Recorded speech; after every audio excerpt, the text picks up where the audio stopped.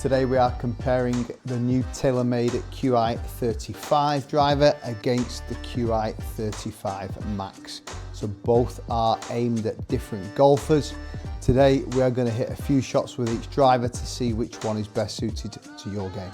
In terms of what TaylorMade are saying, what they're saying the Qi35 does is a mid to low spin driver. Okay, so it's got the lightweight and the heavyweight, which can be moved around. So we've got lightweight at the back, heavyweight at the front for less spin, lightweight at the front, heavyweight at the back for more forgiveness. Okay, so it's about dialing in what's best for you. We've got it standard here. We've got heavy at the back, light at the front, and then the Max head really is all around maximum forgiveness. Think about that Qi10 Max last year, all about that quest for inertia of 10K. This is a follow-on from that, again, all about maximizing forgiveness, slightly more forgiveness, higher launching, higher spin.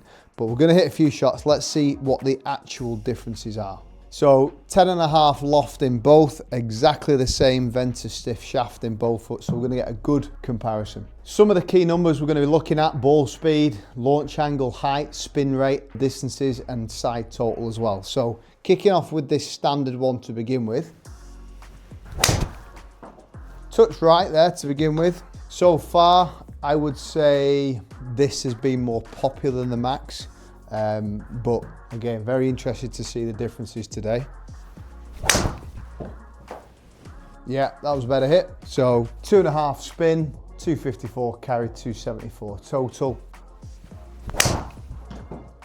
Pretty solid there, nice and straight. Yeah, I think TaylorMade, they made some nice upgrades. I think in terms of like the look and the shape, I think it looks great. I really like this kind of carbon feel to it. Yeah, take that. A little high with the spin number there. The purpose of this video really is just for you guys to see the numbers, see which one best suits your game. Again, that's the importance of club fitting, isn't it? Really understanding what is the best, because the reality is they're all good drivers, but it's about getting what's right for your game. Just leak that out right a touch. But yeah, good.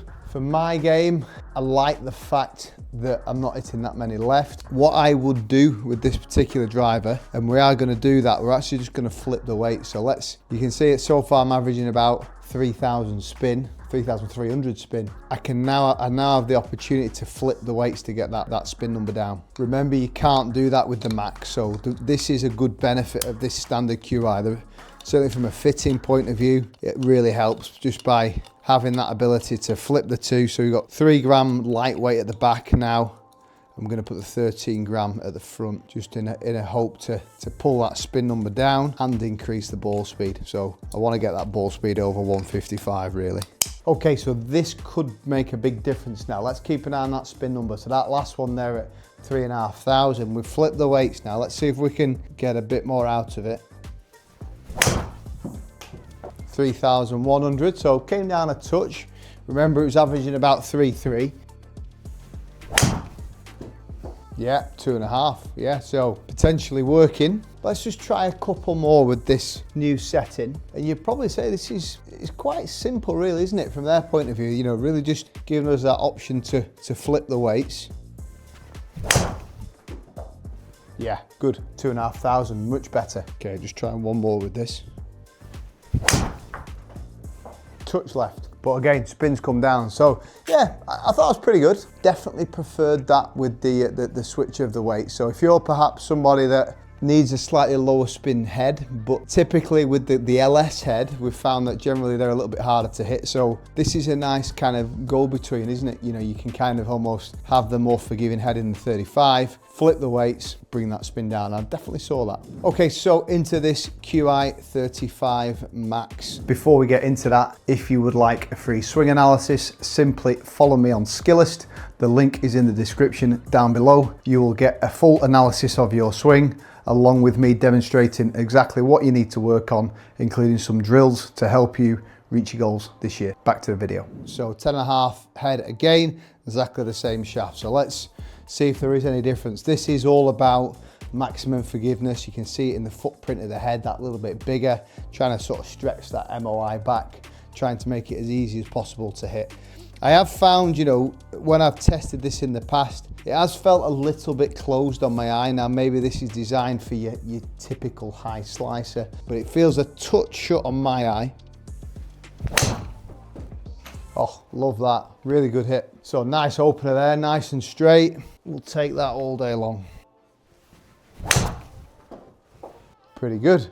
Yeah, so feels really solid. First couple of shots there, feels solid, nice and straight. No issues at all there. Little bit pulley. And I have found that in the past hitting this, because it's felt that little bit closed, that left one can come in. Yeah, good. Just a touch high on the spin, isn't it? But nice and straight. From a feel standpoint, both feel good. And looks are quite similar. I mean, the guys I've fitted for this driver, the first instinct is that it feels big. It's something you get used to. I mean, if you struggle off a tee and you actually want that forgiveness, then it could be a good thing.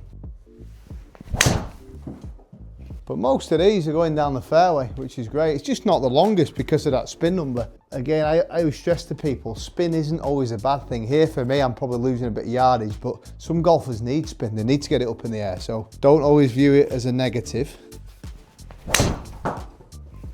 Yeah, again, tried to stick a little bit more on that and it's gone bullet straight again. So that's really good. Little bit high on the face, that one. So you can see that's launched a bit higher. Spins come down a touch, but again, straight. Oh, nearly missed that. That surprised me. I kid you not, I nearly missed that.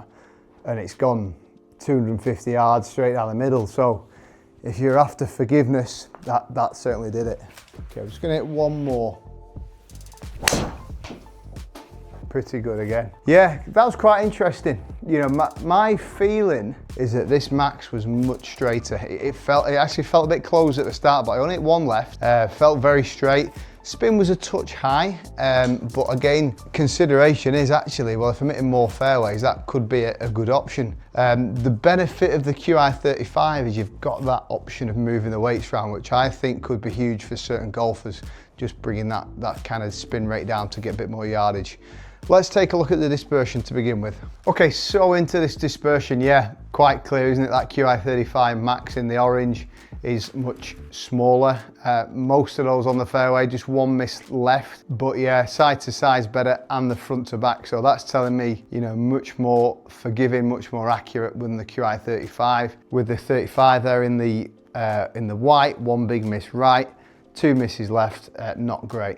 Okay, so into the all-important numbers. Club speed quite similar. Ball speed, interesting there, more with the Max.